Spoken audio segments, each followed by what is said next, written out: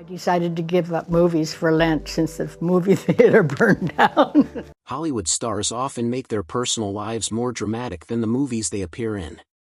Angie's love life is one of the stories that should become a best-selling film. She got married and had affairs with quite some people, but her love life was not as dramatic as the life of the one she considered to be the love of her life. A question arises: who is this person who captured the heart of one of the finest Hollywood actresses? This is about to get juicy.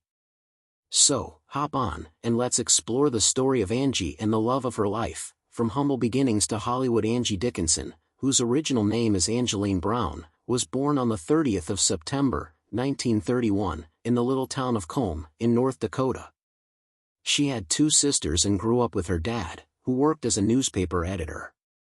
When she was about 10 years old, her family moved to sunny California. Right there, she attended Glendale College and later Immaculate Heart College, and after college, she started her career as a secretary, but her life took a huge turn when she won a beauty pageant.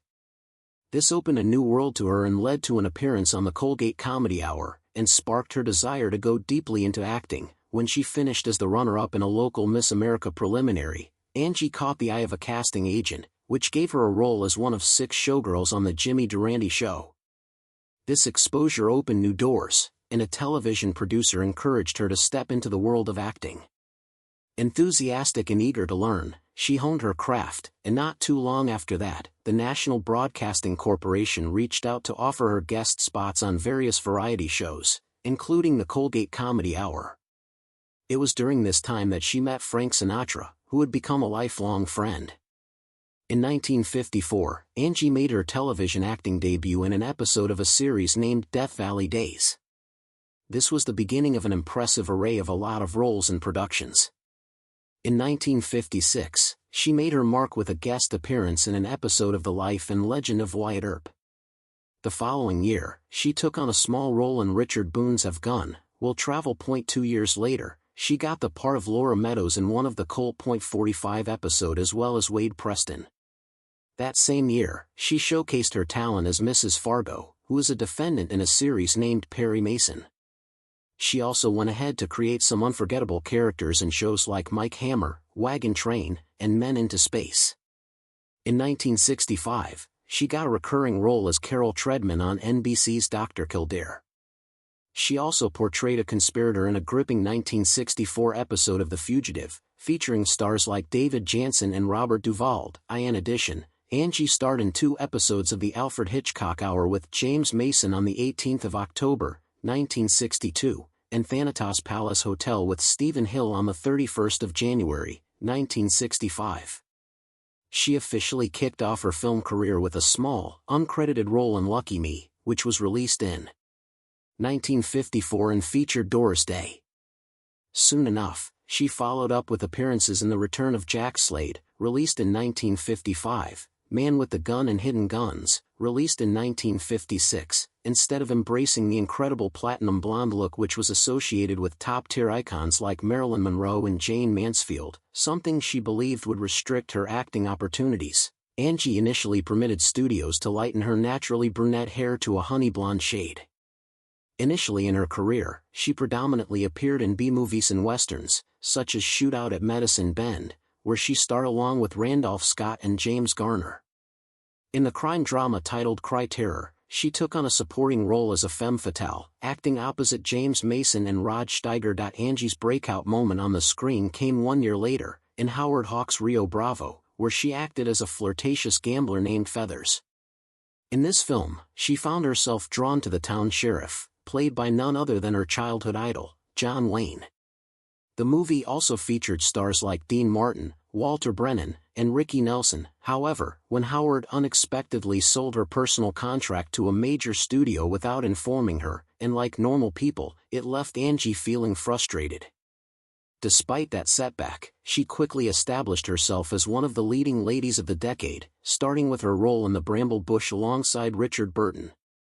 She also took on a part in Ocean's 11, sharing the screen with close friends like Frank Sinatra and Dean Martin. After this huge breakthrough, Angie took on a variety of roles, including a political thriller titled A Fever in the Blood and a melodrama set in the Belgian Congo, titled The Sins of Rachel Cade, where she played a missionary nurse struggling with temptation. She also portrayed a scheming woman in Rome Adventure, which was set and filmed in Italy, and starred as the title character in Jean Negulesco's Jessica, alongside Maurice Chevalier. In this Sicilian-set film, she played a young midwife who faced resentment from the town's married women. In 1963, Angie shared the screen with another friend named Gregory Peck, in the dark comedy titled Captain Newman, M.D., where she played a military nurse. Also, her role in The Killers marked another important moment in her career. It was originally intended as the first movie that was made for television, and it was released in theaters instead due to its violent content and entertainment appeal. Angie featured as a femme fatale opposite future U.S. President Ronald Reagan, who was taking on his final role in this film.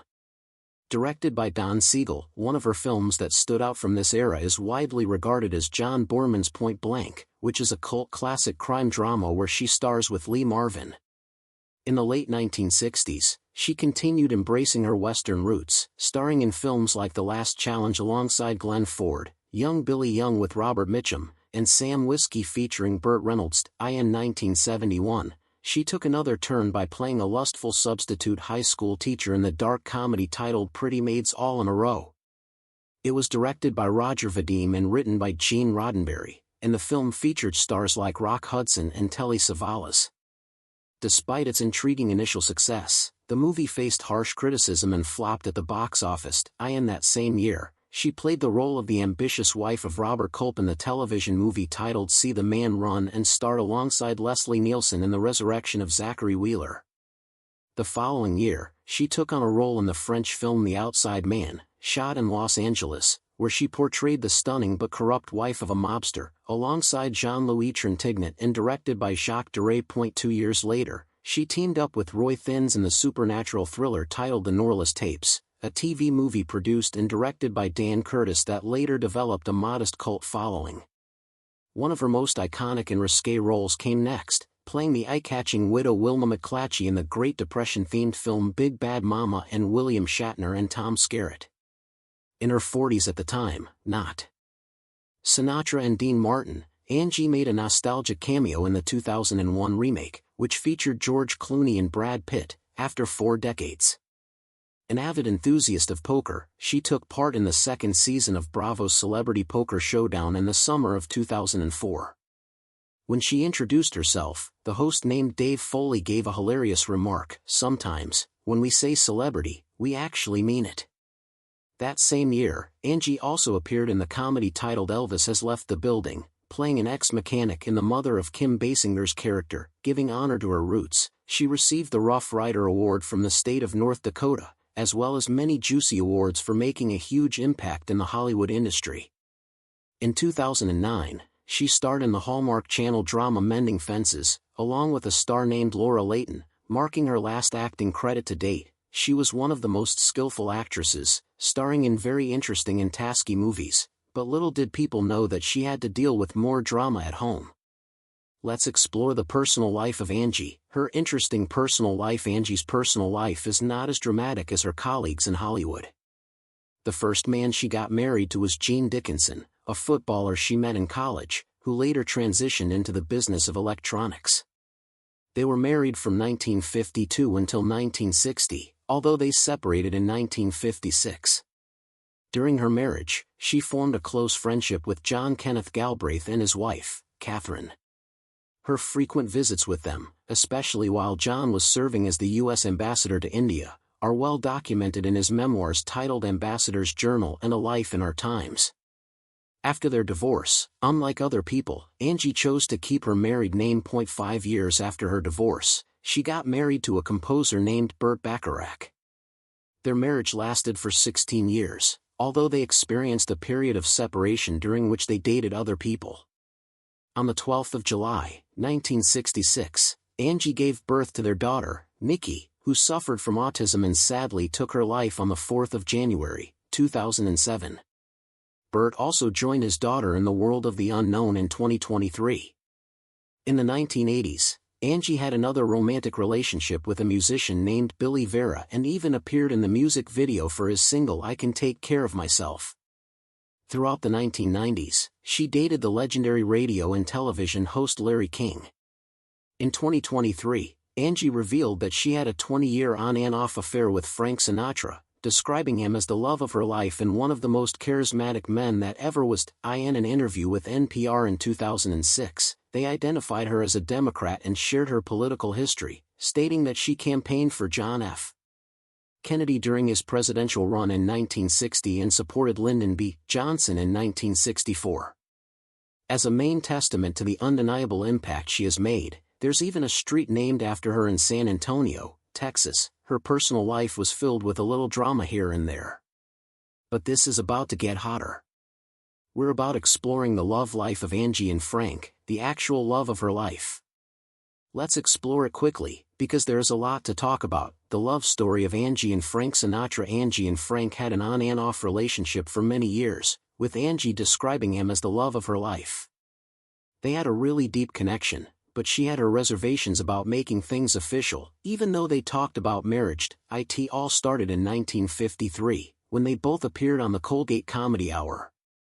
According to the New York Post, at the 2015 TCM Film Festival, Angie recalled that backstage, Frank asked her if she was attached.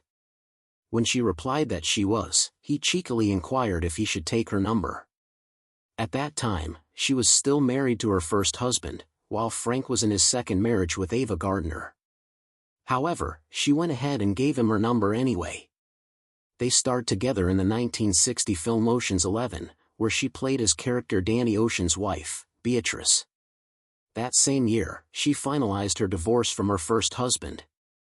In 2016, she revealed on Studio 10 that Frank was the most important man in her life, saying that they had an on and off romance for many years. In a recent interview with Fox News, she also mentioned that they were so in love that they even considered marrying in 1965. She said, "We actually talked about it. We were so comfortable with each other that it wasn't really necessary, but it did come up a couple of times. I wasn't keen on it. I would not have wanted to take that challenge on." Angie talked about the challenge of marrying Frank because of his lifestyle, which often had him out late into the night. In a recent interview with Entertainment Weekly, she states, "We just liked each other. I was crazy about him. He was fabulous. He was absolutely the love of my life. But I wouldn't have wanted to be married to him. He went to bed at 6 a.m. She also shared that he had his own reservations about getting married to her, stating, "He actually did say, I'm not going to marry a movie star." And then he went on to marry Mia Farrow. He married Mia in 1966, but he had also been married to another actress, Ava Gardner, from 1951 to 1957. Angie Dickinson shared with CBS Sunday Morning in 2019, he said, "I'm not going to marry an actress." And I replied, "Well, I don't blame you. I wouldn't wish that on anybody." She went on to clarify, "And I actually didn't want to marry him. I didn't want him to ask, because I didn't want to have to say no to Frank Sinatra." Despite their romantic history, they still remained lifelong friends until his passing in 1998. Angie still continues to express her enduring affection for Frank, and during an interview with Fox News, she said, "Well, he's the love of my life. I just smile because it feels good to think about him. He was an extraordinary talent, to say the least. When you consider his ability to act and sing, he didn't always take on challenges, but I believe he could have sung anything." Also talking about his character, she said, "He was also an extraordinary man. He was difficult, wonderful, brave, and foolish." Frank's personal life. Unlike Angie, Frank had a rich list of relationships throughout his life, as he got married 4 times and engaged in at least 6 other recorded romances.